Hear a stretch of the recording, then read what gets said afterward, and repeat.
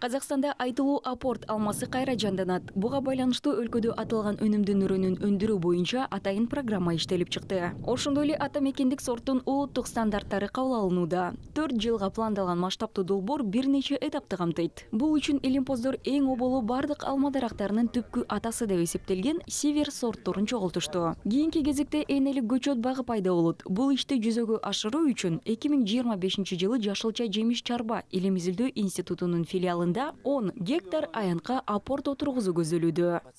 Апорт алмасы өздеріңізге белгілі өте талғанбас алма ағашы болып табылады. Апорт абдан жакшы алма дарагы болуп саналат. Аны өстүрүү жана багуу өзгөчө шарттарды талап кылат. Сапаттуу жемиштерди деңиз деңгээлинин кеминде 450-1250 метр бийиктикте өскөн бактардан гана алууга болот. Бул аймактар Алматы тоолорунун боорунда жайгашкан деген менен Алматы облусунда мындай жерлер көп эмес. Бүгүнкү күндө 4-6 жылдан кийин толук мөмө берген алманын айырмасы апорт алмасы 8-9 жыл мөмө берет.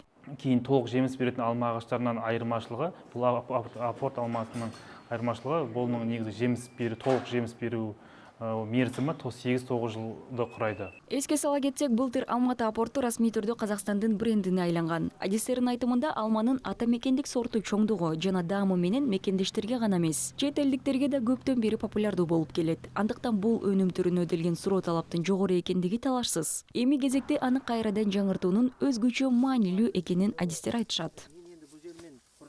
Я считаю, что программа по возрождению апорта должна быть обязательно одной из главных. Менин оюмча легендарлуу апортту кайра жаңыртуу программасы Алматынын мурдагы даңкын кайра жаратуу боюнча чоң долбоордун негизги компоненттеринин бири болууга тийиш. Жалпысынан аймактын алма мекени деген наамын кайтаруу керек. Анткени биздин аймак жер бетинде көптөгөн алма түрлөрүнүн мекени катары таанылган. Муну өлкөнүн туризмин өнүктүрүүгө колдонсо болот деп ойлойм. На земле.